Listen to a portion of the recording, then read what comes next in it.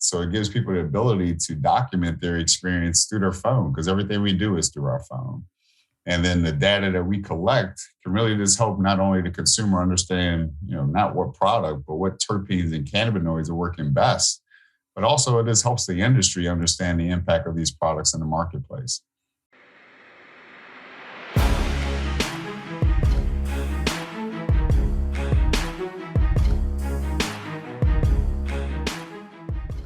What's up, guys? Welcome back to another episode of The Dime. I'm Brian Fields, and with me, as always, is Kellen Finney. And this week, we've got a very special guest, Otha Smith, founder and CEO of Tetragram. Otha, thanks for taking the time. How are you doing today? Not bad. Happy to be here. How are you guys? Doing well. Kellen, how are you doing? I'm doing well. Enjoying the snow day out here in Colorado. I'm excited to talk to another East Coaster. That's right. And I'm glad we don't even have to get it on the record. Another East Coaster in the building. Otha, what state are you located in for our listeners? So I'm located in Maryland, right outside of Washington, D.C. So born and raised. Let's do it. So Otha, before we dive into some of the topics today, I'd love for our listeners to get a little background about you and how you got into the space. Sure. Yeah. So I grew up, like I said, in Maryland. Grew up in a very rural part of Maryland, actually, which is, I didn't find out till later in life that it was notorious for growing cannabis. So that was kind of cool. So I came up through the ranks, graduated from Bowie State University with a degree in marketing, and then went to go start my first company, which was a detailing company. So that company, actually, I started in high school and put myself through college, which was really nice. No student debt here. Nice. And then, unfortunately, 2008 happened. I ended up closing that business and then went to go work for Constellation Energy. And so, for those who don't know, Constellation Energy is one of the largest utility providers in the country. So I started off in the renewable space selling solar when that was really hot, and then, grew through the ranks and ended up selling electric and gas commodities in deregulated states on the East Coast. So, great job, learned a lot, and then started seeing the advancement of cannabis across the country. And I've always been a fan. And as I said, I grew up in an area that was notorious for it. Like, my best friend in high school actually dropped out of high school to follow the Grateful Dead. And so that kind of tells you, like, the fabric of people I grew up with, right? And, funny enough, his dad was a Secret Service agent too. So he was like, what the hell is my kid doing? Saw the cannabis industry and just jumped into it head first. And, it's been a great ride in terms of what we built with Tetegram and, what we're providing to the industry.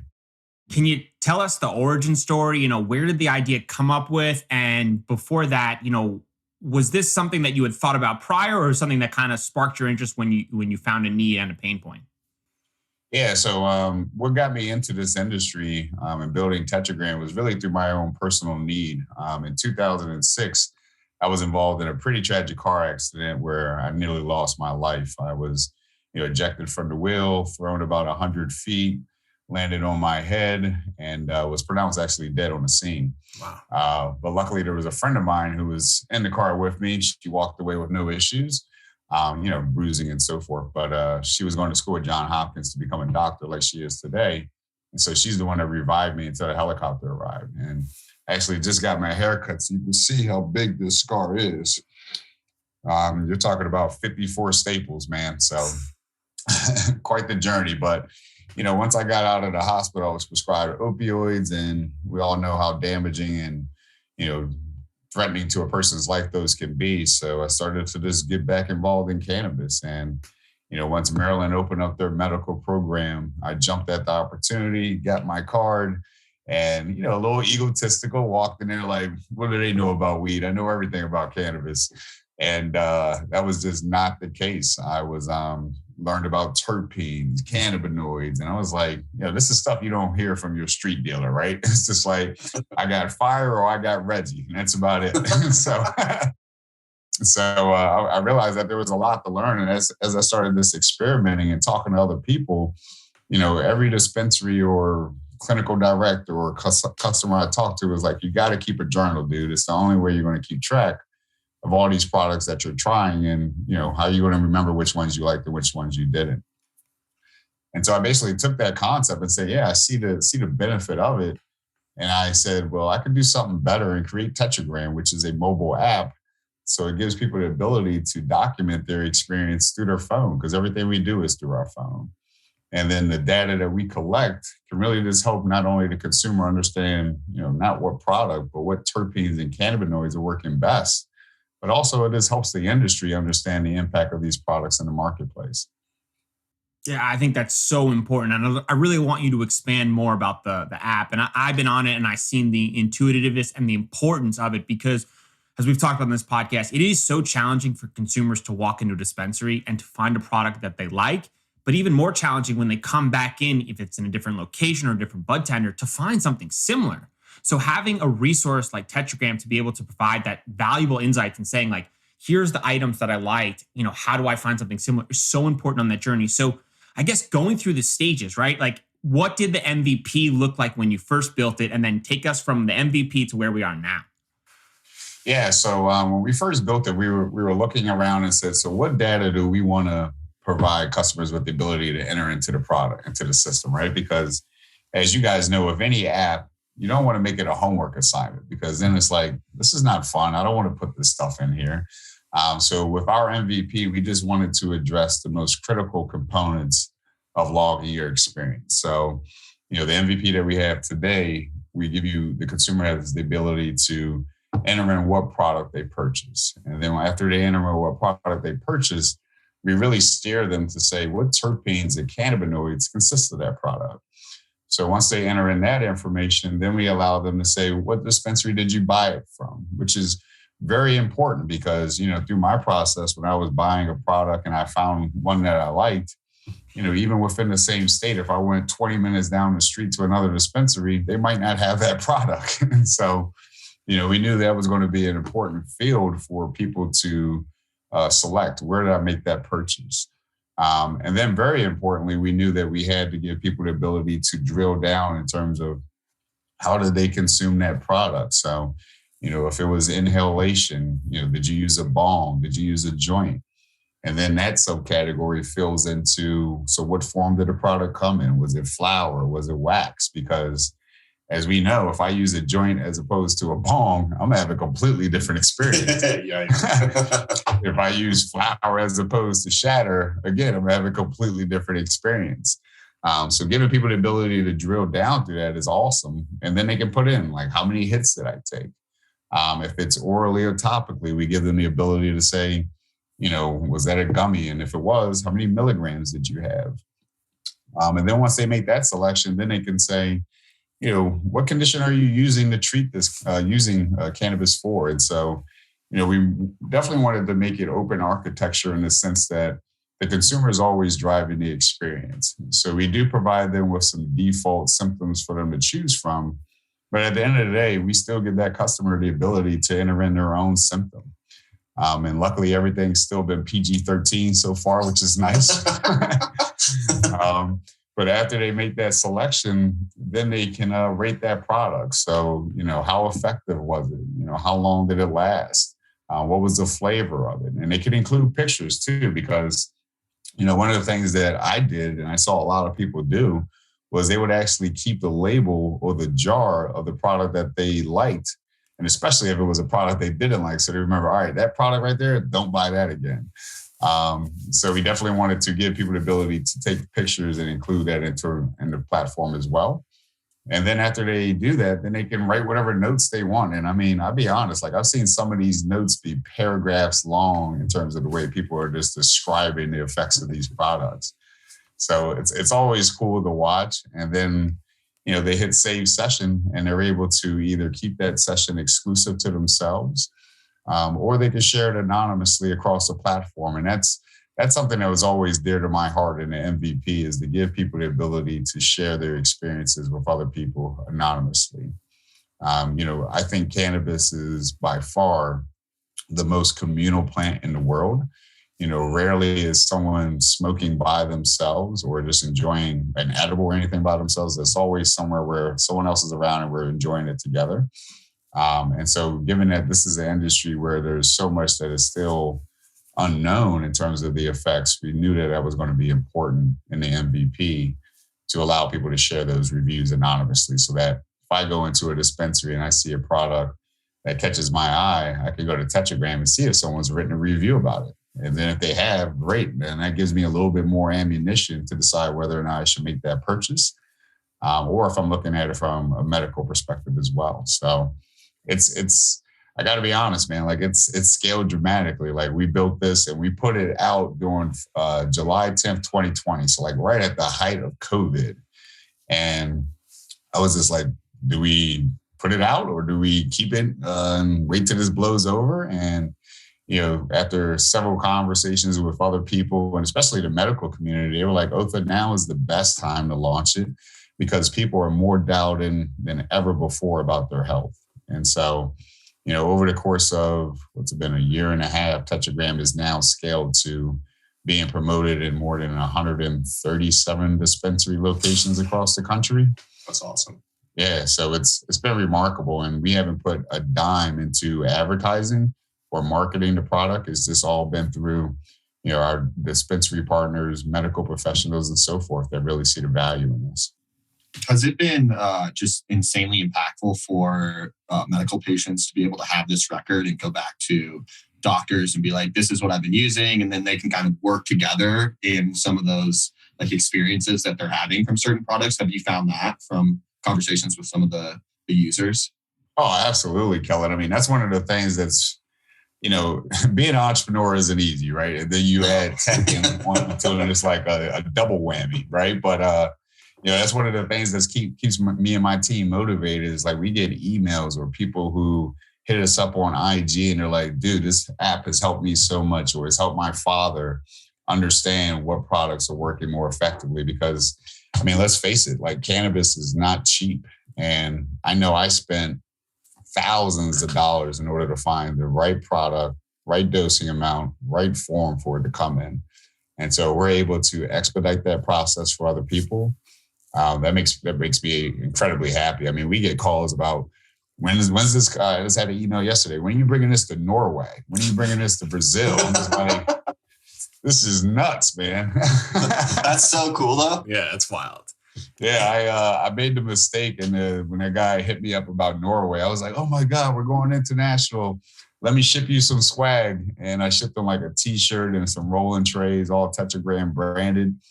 And the damn packaging cost more than the swag. It was like $70 to ship it to Norway. But I'm like, we're doing it. I love it. The community aspect is just so important. And especially from an East Coast standpoint where, my parents, that's how I think about it. And exactly like you said, the products that they get now, they have no idea what they're consuming, right? Someone drops it off and then he's like, oh, it's an indica sativa. And that's how my parents have identified the type of products they're getting. But when they can go into a dispensary, the strain name is going to be a problem for them because they'll lean on that as the type of, I want the gorillas or the cookies. And that's great. But if they don't have that product, then what, right? And now they've got to make a blind guess. And I know you've put a lot of thought into that process. And I think your app solves a really big problem and a really big need for the industry of helping bridge the gap from an educational standpoint. Yeah, I mean, 100%. I mean, one of the core things about Tetragram is, so we have a tagline, track, rate, empower. And we live by that because if you keep track of what you're using, you rate the effectiveness of it, it's going to empower you at the end of the day because you're going to know more. And the same thing, if you take that and you just balloon it into like this whole community, this industry, that's what we're doing. Everyone needs to keep track and rate it and then share it so that we can learn from each other. And it's totally an educational tool. Like there was a report that came out a couple of months ago. I'm sure you guys saw it, where it was like 45% of people do not feel confident that their doctor knows enough about cannabis to make a recommendation.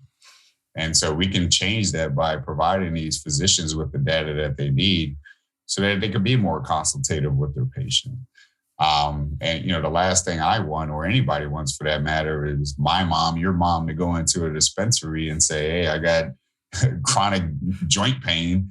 And next thing you know, they're leaving out with like RSO. It's like, whoa. It's like, that is not the answer here, because chances are my mom is going to have a negative experience and she's going to tell 10, 15 other people about it. And then the negative stigma of cannabis stays alive. Yeah, that multiplies pretty quickly, especially with the women demographic. They're pretty good at spreading the bad information. So Yeah. continuing on, like terpenes and cannabinoids, one of the challenges that we found so far is that when people walk into a dispensary, there's so many pieces of the puzzle, right? When asking a question, I want an edible, I want flower. So from a terpenes and cannabinoids, if they're not available directly at the bud tender level or on the product label, what do you recommend? How does that experience happen? It's tough. I mean, there's really you're really at a loss. I mean, when I travel around the country, like I'm fortunate here in Maryland, every product it was legislated that every product has to have the terpenes and cannabinoids listed on the product. So, I've become very spoiled to it. And plus I just understand the importance of knowing that information. But, I travel around the country and that's not the case. And I don't know what to buy, and it really just boils down. It's that simple. We're starting to see some manufacturers start to take the initiative and do it on their own. And QR codes have, come back from the dead due to COVID. So we're starting to see that being applied to products too. But there's no clear-cut answer when you don't have that information. You're really making a decision very blindly. So it's something that's key to my heart. And I think with the data that we're collecting, because one of the things I'm doing is speaking to these state regulators because they want to understand the impact that these products that are being sold in their state is having on that population. Well, let's drive that even further. Like, yeah, you like the data that we're collecting and providing now, but we can provide so much more robust data if you made it so that terpene and cannabinoid information was present. We could draw better conclusions. Yeah, and sorry, go ahead. No, dive in. I was just going to say, I think the terpenes are probably the most underappreciated aspect of cannabinoids, at least from like a consumer education standpoint. Like there's just so many states that don't require the terpene concentrations to be included in the product labels. Why not? I think it's a lot, right? Like there's just a lot of different terpenes, right? So like I'm not familiar with the quantity of terpenes that are required in Maryland, but I mean, there can be over 100 different terpenes. And so like being able to concisely communicate like those concentrations, which some of them are going to be in like most of them are in less than 1%. So you're dealing with like 0.2%, 0.1%. So like, and then potentially upwards of 60 different chemicals, right? So like being able to put that in a graph and communicate it in a concise manner on a label is very, very challenging. Like it's very hard from a marketing perspective. And I just haven't seen a ton of, I've seen companies take it on the West Coast, just like on their own fruition, right? But there is no law mandating terpene testing requirements, at least in Colorado and in California. Yeah. And in Massachusetts, that's where I'm at right now. If you want to get a terpene testing, it's like an extra $25. And, we all know how these companies, no one's really making money right now. So they want to keep that bottom line as thin as possible. So, extra $25 doesn't sound like much, but when you're talking about thousands of products, that stuff starts to add up. But, to your point, Kellen, like you're exactly right. Like I think there's over 200 different cannabinoids, but, I think we should at least take the initiative of highlighting the ones that are most commonly found every time that have the most substance and lead that way. And I think, like we said, it's all about education. Terpenes by far, I totally agree with you guys, is, in my opinion, the most fun aspect about cannabis, because people are always like, man, that smells funky. Well, you're talking about a terpene, or man, that tastes weird. You're talking about a terpene, so let's understand that so that we can, talk more intelligent about it and just have an enriched experience, The craziest part about that whole statement is that like they're like the forgotten piece of the puzzle where everyone can acknowledge that they smell it and they taste it. But when you ask them what that actually is, they're not really sure. And like that's such a driving factor, right? The first thing, at least that I've seen when people get flower, they want to smell it, right? And then they're wondering, they're like, oh my God, that smells amazing. And you're not smelling THC, which I think most people want to believe that they are, right? But that's got to be such a wild experience. So when you're talking to these dispensaries and some of these lawmakers and you're trying to educate them on the importance of tracking this information, is that something that proves to be kind of challenging in the aspect that they seem unfamiliar with the importance of terpenes? No, it's not foreign to them. A majority of them, they do understand it, but like Kellen said, they're just like, well, how much do we put on a label? How much should we be testing for? And again, I just all draw back to there's a top 10, there's a top 5 in any industry. So let's just look at that top 5 of cannabinoids, that top 5 of terpenes, and let's at least start there. I mean, that's where it gets frustrating for me, is like, we got to at least start somewhere. Don't try to. A majority of these state regulators are like, well, once we got it all figured out, then we'll start to move forward. And it's like, this industry moves too quick to do that. so fast. How many terpenes are required to list in Maryland? Is it 10? So the top one, so at least 10. Okay. 10 terpenes. Yeah. And I think there's probably like 3 that are really critical to, or at least that people have planted a flag in the ground to kind of differentiate indica, sativa, and hybrid. Is like Winaloom and Myrcene, and maybe one other. I'm not sure. Yeah. So like for me personally, like, I wake up every morning, the birds are chirping. I got music playing in my head. I love it. I don't need anything that is high in pinene or limonene. Like why not? I've been able to drill that in and say those is spur anxiety, and it is getting me like go gadget. It's like so. I use more so the indicas, if you will, which are high in myrcene, linalool, and beta-caryophyllene. Like those are sedative qualities, and they just gel well with my endocannabinoid system. Do you think people maybe in the future will use the terpenes as the product selector when they're walking in versus, let's say, cannabinoid content? 100%. It will happen. If you look at like certain states, like I found out, like Connecticut doesn't allow any product names at all. So if you were to buy a product in Connecticut, you cannot go in there and say, I want Blue Dream. You have to go in there and say, I want Sativa 2.96, whatever. So very, very bizarre, but they're using not the best approach to guide people to terpenes and cannabinoids as opposed to this, the name of the product, because let's face it. I don't want to smoke anything that's called green crack. Come on. I know. It's a hard sell, honestly.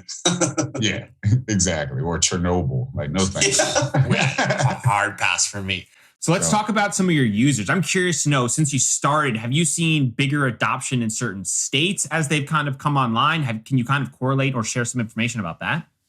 Yeah, by far our biggest state of users is Maryland, just because this is our sandbox. So sure. I got my face planted everywhere. But Ohio, Illinois is really big. Massachusetts is really big for us as well. Those are growing, and you know what, Missouri is actually starting to take off too. And a lot of that is tied to our dispensary partners, like Curaleaf, for example, has a big national footprint. GTI has a big footprint in Ohio and Illinois. And then we have like Vireo, which is, really big in like New Mexico and so forth. So, I can't thank our partners enough, our dispensary partners, for helping us plant this flag and make people aware. But then it's also, I got to give a lot of credit to, the medical side of it. So like Green Health Docs, which is a online cannabis medical certification company, they have a lot of their tentacles, brick and mortars, throughout the country. And so that's helped lead a lot of advancement of users in other states as well. How does the partnership work with the big MSOs? So right now with our MVP, it's just, for one, we're saving them a lot of money on paper. So, they're no longer making these journals or having that expenditure there. And so, it's a mixed bag, but at the end of the day, like each dispensary that we work with has our display, like a small acrylic display, our flyers in the store. And then some dispensaries like Curaleaf actually have a commercial of ours that plays while you're in the store. So that's really cool. And then some states have, medical directors on staff. And so they're actively recommending Tetragram to customers as they do their consultations. Yeah, selecting the right product is so critical. And if you don't have someone there to handhold you or to make the right informed decision, you could have a really off-putting experience. So Kellen, from your standpoint, I'm curious to know your perspective. Obviously, being on the West Coast and a little more of a mature market, obviously the need is slightly different because the consumer is a little more educated, but I still see a ton of value in that. Do you think the adoption of Tetragram could happen faster as, let's say, the cannabinoids and the terpenes become more important to track?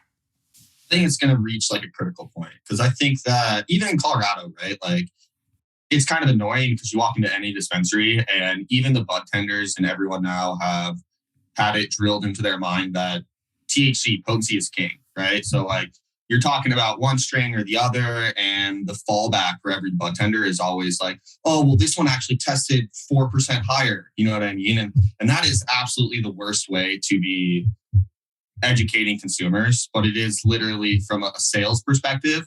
It's the only thing that a lot of these bud tenders have found to like put a metric on to measure the difference between this strain and that strain, which it's wrong, right? We all know that. And so I think that as Tetragram kind of reaches a critical mass point, it's going to become the standard way of choosing products in the future, right? Because I mean, just like Otha said, there's specific terpenes that really don't vibe with him in any time during the day. And it's the same way with me. And it's just, I haven't been able to identify them, right? And I guarantee it's the same with everyone out there. It's that there's certain strains and certain chemicals that really throw your endocannabinoid system off. And if you don't have any measurable metrics to determine that, you're just like, could have been what I ate that day. Who knows? Maybe 29% isn't my thing. Maybe I need a 31% strain, right? And so I think that there's still so much opportunity to change how consumers make their decisions in a dispensary. And I think that it needs to change because, I mean, people don't go into an alcohol store and buy beer because this beer has 3% more alcohol in it. You know what I mean? Right. That's just like, everyone is not drinking Everclear. Like, it's just not a thing, right? That's a great analogy, man. You're exactly right. Like, it's just, people got to understand, like, even though this industry seems, it's a big industry, you see the money that is being made and so forth, but we are still like, I always say we're a startup inside of a startup, right? Yes. And so there is so much more that needs to be learned and understood. And we'll get to a point, like you said, Kellen, where it's critical mass, where, we're going to help lead that frontier of learning that there's a different way to shop, but, people such as yourselves are going to help with that message too. So, I mean, I tell people all the time, my favorite strain is only 14% THC, man. But it's all about the terpenes and the cannabinoids. So, I always tell people that THC, you're always going to get high, whether it's 14%, 30%. But it's those terpenes what makes you feel like, man, I'm so relaxed, or I'm feeling so creative. It's because that's what's really working. Are people surprised when you say that? Oh yeah, 100%. And some people are more tolerable than others when you tell them. And it's like, are you serious? I'm like, I'm dead ass serious. But I can tell them where to grow. If they're in Maryland, I can tell them what grower has my particular strain. That is, I love it to death. But for some, it's easy. For others, it's still hard for them to wrap their heads around, because this culture has been built on how potent it is, and it's slowly changing. Yeah, the more the merrier for some people. So like they correlate, the higher the THC, the higher they'd like to be. And right now it shows the inexperience in the consumer. But I think I'm with you 100%. I think that'll change pretty drastically. I also think it's really going to be a powerful force for the market as a whole, right? Because we were talking about people going in and having a bad experience. Once they figure out the right way to go in and make these decisions, you're going to have returning customers. You're going to have happier customers who then are going to spread the message and really help kind of destigmatize the cannabis industry as a whole. Yeah, I mean, we're really, with the data, we're going to go in a number of ways, but, we can really establish the first ranking system. You guys know there might be, 600 people growing Blue Dream, but each 600 of those Blue Dreams are going to be inherently different. Yep. And some of it's not even going to be Blue Dream at the end of the day. And so, we can use this data to show, like, Kellen, your Blue Dream is selling off the charts compared to my Blue Dream. Or Brian's Blue Dream is like a fast leader, a fast second. What is it about your genetics, your growing techniques that is giving you that yield and that is making people receptive to it and aligning better with their endocannabinoid system? So, Just really drilling it down to that molecular level so that people step their game up or they get out of the industry. It's such a game changer when people find the right product. For a while, I was consuming whatever I could get my hand on because here in New York, it was harder than it was. And Kellen had sent me a care package during COVID, and I like unlocked all these different products that sparked creativity. And it was such an enlightening experience that I found things that were awesome. I could consume during the day. I could feel creative. I could still process my work. And I can only hope for others to kind of find that enlightenment. And I think with your app, people will be closer to that step because they'll have the ability to learn from others and understand that there are other products outside of just high THC that might be influential for them. Yeah, I mean, I right now I'm working on version 2, and version 2 is our flagship model. I mean, this MVP that we built, we built it in about like 5 months. And so, version 2, we've been working on for the last year and a half, so we never stopped. When version 1 went out, we went back to the drawing board and started on version 2. And, I can't talk about all the goodies, but, we're going to make it so much easier for, I can share this, so machine learning, right? Like as you start to log your sessions in the Tetegram, we'll actually tell you what products are meeting your needs and then tell you what products are in your surrounding area based upon your geo that match your profile. And so, a lot of great stuff coming, a lot of great stuff. That was on my list of questions to ask because the recommendation machine based on the data you're collecting is really going to be the key to unlocking some of these things. Because for me now, I drive 5 or 10 minutes down the road for like the local dispensary. But if I knew a product I wanted more was 45 minutes, I wouldn't even hesitate to go there because it's a completely different experience.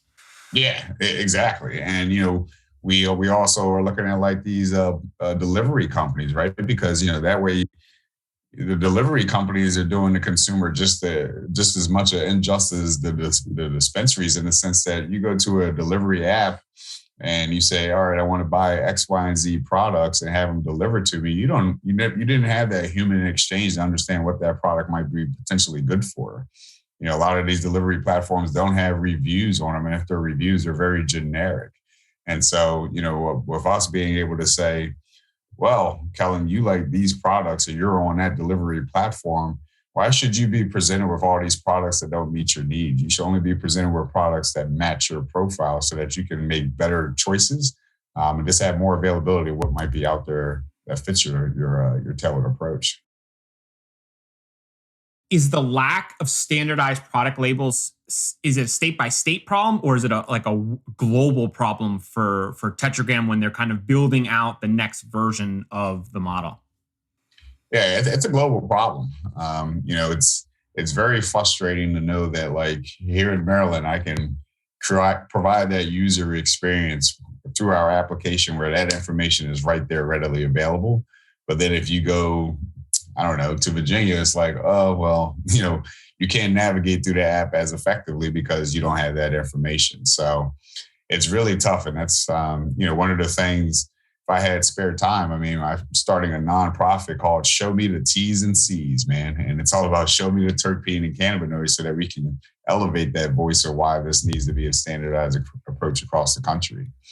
You're seeing COAs being pirated from other companies because they don't want to get it tested. And so, it's another way to validate who are creating products that are clean and tested as opposed to those who aren't.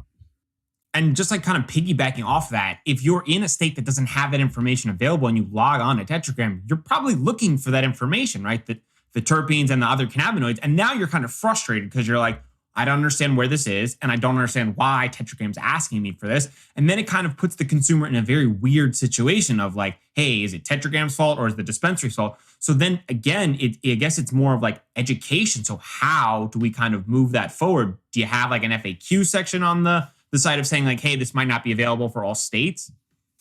Yeah, so that's something we'll definitely be tickling with moving forward because, we did it. So, when you build out technology, you build it so that subconsciously the user is asking themselves those exact questions. Like, why is Tetragram asking this? Evidently, this must be important information. And then our goal through that subconscious is for you to go to the dispensary and be like, hey, they're asking this. Why don't I have access to it? So at the end of the day, consumers drive anything. And so the more consumers that start to ask for that COA or that testing information, the more these companies are going to have to get on board and say, all right, well, they're asking for it. We got to start providing it.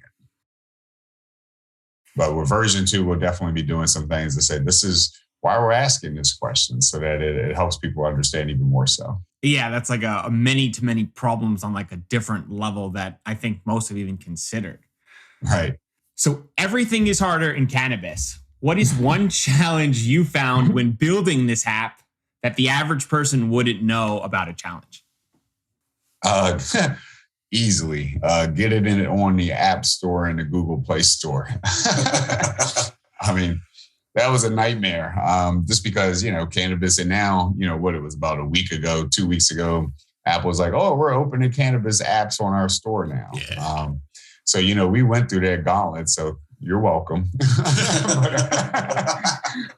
And, just to put it in reference, so Apple took, I want to say like 3 months before we got approval to put it on the App Store. As opposed to Android being this open architecture. They were like 2 weeks, oh, you're good. You can get onto the store. But, one of the things that was beneficial to us is making sure that Tetegram was HIPAA compliant. Because again, I'm a patient. My 2 business partners are patients. So we take security extremely serious. And, we knew that we wanted that HIPAA compliant piece in there just to make people feel comfortable in utilizing the application. But by far, just getting it onto those platforms was no small feat. Was there a time when you're going through the process you thought, hey, like they might not accept us? Because Apple sometimes is kind of flippy floppy with their policy. So I wasn't sure if going through this, you were like, hey, we submitted everything. Is it just trying to cross your fingers, hope for the best, or was there more to it?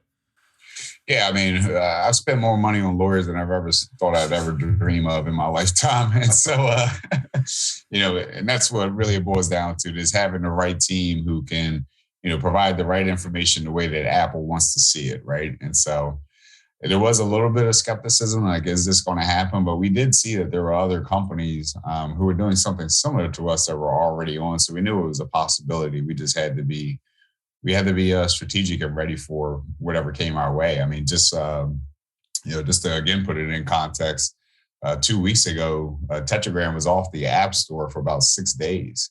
And that's because we had to submit some additional information, renew our membership and some other stuff. So, 6 days that's critical when you're talking about an app where so many people are trying to download it. And I didn't even find out until someone sent me an Instagram post. It was like, I can't download it. What's happening? And the first thing I said was, well, are you outside the US? They're like, no, I'm in New Jersey. I'm like, damn. All right. So, it made us look into it and figure out what that issue was. Yeah, I can't even imagine how challenging it is to wake up and to realize that the app that is currently there is no longer available. And I guess that's Apple just asking for like a little grease the wheels there, huh? Yeah, exactly. Tell us a little bit more. We need an update, Yeah, a little bit of a check too would be nice. Right. So round paper bag money. And no one needs to know. Just increase your storage space for your digital stuff and we'll make that work real quick. So we connected at MJ Biz, and I want to talk about social equity and the diversity in the space. As one of the leaders of one of the fastest growing industry, what do you want to see some of the other MSOs doing to help kind of make more of an inclusion in the space? Yeah, I mean, they're off to a pretty good start. They can always do more. And like we talked on when we were chatting at MJ BizCon, like I've gone to MJ BizCon every year for the last like 5-6 years, with the exception for the hiccup of COVID. And so, I could honestly say, like, when I first started going, there was a handful of people of color at that event, which surpassed like 30,000. So it was disgusting to see. But it has been really refreshing to see how last year we went. I'm just like, oh my God, like it's really blossomed. And, not only is that because more minorities, like we're getting into this regardless, but you are starting to see a lot more social equity initiatives being taken by, like I can use Curaleaf, for example. They have the Rooted in Good program. And so it's all about utilizing, their resources as a minority, utilizing their resources because they understand, building a company is not cheap. And some of these things that you need in order to do so, these tools are very expensive. And so Curaleaf opens up their wallet and says, what is it that you need? And then they work to try to get you whatever you need so you can be successful. I haven't really seen that that program replicated by other MSOs. So I think they're really a poster child on that. But we are starting to see MSOs, supporting with sponsorships and stuff like that. But that's all fine and dandy, but it needs to go further. Like, you need to hire people, not at the entry level. You need to hire people who come from different backgrounds and different ethnicities, and put them into these VP and these director roles, because it's all about having a team where everyone has a unique perspective, so that this person is seeing something that person isn't seeing, so that we can draw the best outcome possible. Yeah, I think diversity breeds innovation too, right? I mean, it's 100%. well documented across every single company and all the studies I've read. So, I mean, especially in an industry that has to change and adapt as quick as we do, I mean, you want the most diverse team possible. Yeah, 100%. I mean, I tell people, like, by there only being 3% minorities in this space, it's just disgusting, because this industry was built off of minorities, and instead of us being called MSOs, we were called kingpins, right? And so, I mean, let's be real. And so, that needs to change. And I think over time, as long as people stay active on the issue, we have a chance here. I think it was perfectly said. I just want to change the topic quick. I'm shocked no one's brought Kingpin up as a company name, because that would have been a pretty one to kind of partner off. But you said that, and I was like, you're right, dude. Like, I can't believe no one's utilized that to kind of position forward, because you'd be taking a lot of the underground love and bringing it to the forefront, and people would recognize that pretty quickly and might lean on that. So I'm curious to know if someone kind of hears that, steals that from a branding standpoint, puts that on the shelf. Yeah, that's kind of funny, Brian. I just thought about it myself. Like, damn, I don't think anybody's got a company. I'm just thinking the same. And we've seen so many brand names where people kind of leaned on like the legacy market, and nobody's used that. So we might have to edit that part out and keep that just between the three of us. I'm about to say, edit that out. Make two phone calls real quick.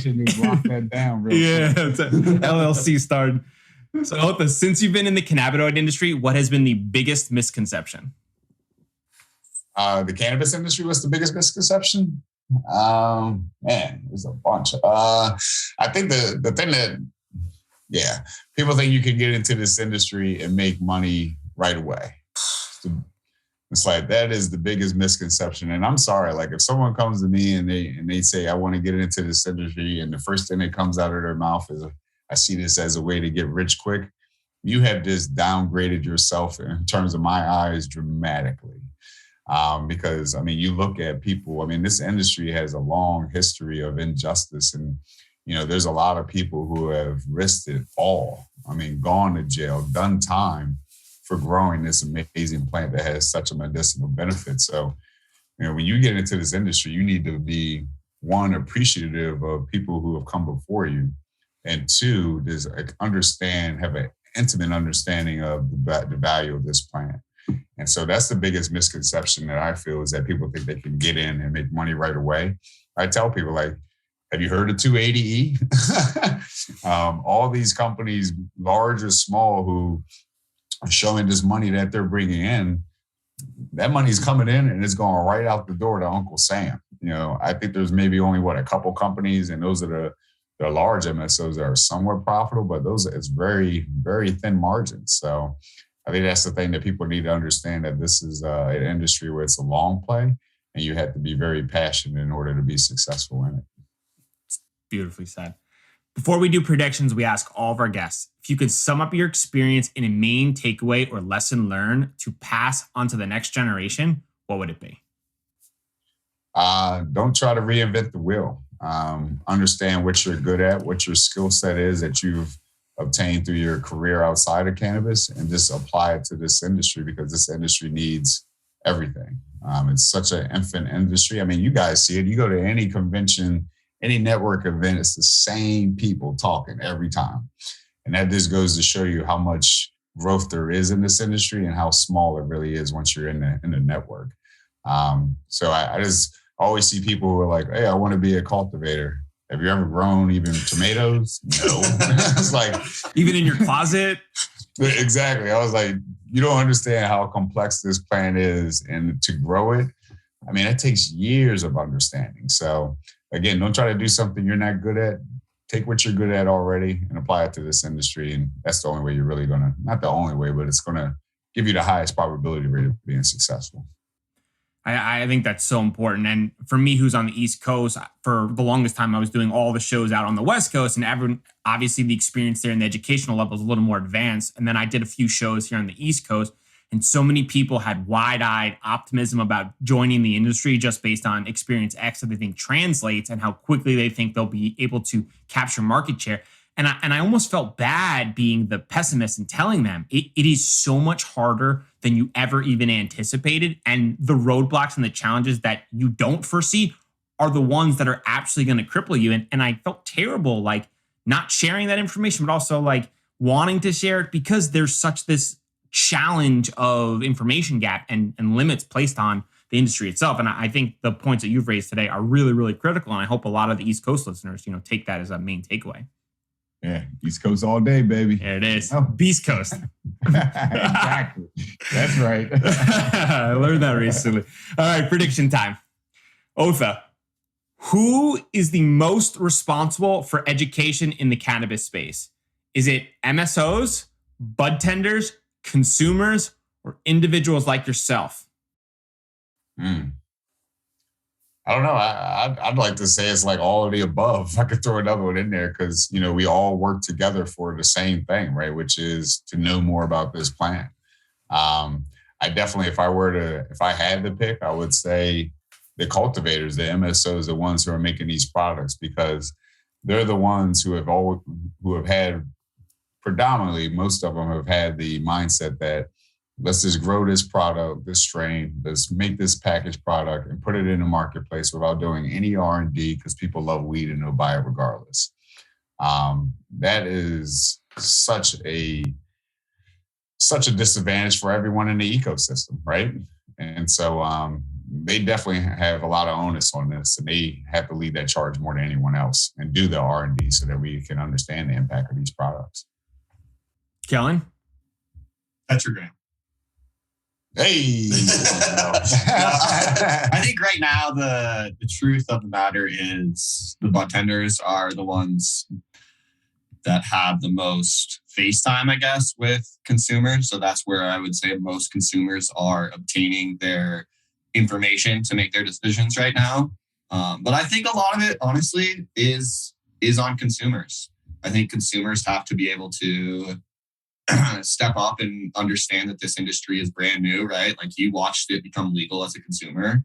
And so I think the responsibility is partially on the consumers to educate themselves, right? I mean, I'm going to say this again, but they don't even teach the endocannabinoid system in medical school, right? So you're going to be starting at the same starting line as your doctor when you're opening these conversations if your doctor hasn't investigated into cannabis at all in his career. So I think it's a split right now between you need to be responsible for doing your own research. And unfortunately, bud tenders are going to, I would say probably the majority of bud tenders are going to educate you to try to push a specific product, which is just sales in general, right? Like that's what their job is. So what do you think, Brian? I'm 100% in agreement with you, Kellen. It's all on consumers, right? You walk into a dispensary, you're making the purchase, you're an adult, you need to understand what you're purchasing. And I think, tools like Tetragram provide a valuable resource, but you need to use the resource in order to educate yourself, right? Like you can help people and you can tell people, here, enter this information. It's like a journaling system so they can make recommendations. But if you don't utilize the app to its full functionality, you're kind of missing pieces of the puzzle. And then you're kind of left in the dark again. So again, it's up to the consumer to understand and to give themselves like a basic level of education, but then to utilize tools like you've built to help them succeed in the space. And yes, it's probably all the above, but at the end of the day, we're adults making adult decisions, and it's up to the consumer, in my opinion, to make that right choice. Yeah, you're 100% right. I mean, I agree now that I think about it even more so. Like, that's why we built it. Like, you have to take the power and put it in your own hands. I mean, if this was legal, then it'd be like you go to the doctor and you say, hey, doctor, my back is hurting. What does the doctor do? He's the one who makes his recommendation, take this Tylenol, but he's the one journaling your experience next time you come back and he's asking you how that Tylenol felt. Given that we're in this illegal gray market, when it comes to the legality of it, you have to be the doctor and document your use. Right. And like, think about if someone walks into like a liquor store and they're like, yeah, I want booze. And they're like, well, that's great. Like, you're in the right store. Like, congratulations. Like, what would you like? You know what I mean? Like, and that's kind of what it's like. Like someone's, I want to get high. And they're like, cool. Like, welcome. Right. That's priceless. So Otha, for those that want to get in touch, they want to learn more, where can they reach you and where can they download your app? Absolutely. So the app can be downloaded on Apple or Android at the Google Play Store, Apple Store, and it's the Tetragram app. You can also find us on Instagram. Instagram is the Tetragram app. Facebook is the Tetragram app. Twitter, since we had our Twitter account shut down, we had to redo that one. So that's app Tetragram. This industry, Gotta right? be creative. So Gotta be hard. creative. Yeah. We'll link them all up in the show notes too. Yeah, 100%. And then, anyone who wants to reach me personally, you can either do it through the website or, I'm always on LinkedIn. Keep that page open every day when I'm on the computer. So, feel free to hit me up through that as well. Otha, last name Smith. Thanks so much for your time, Otha. Thank you. Oh, thank you guys for having me, man. This was a blast.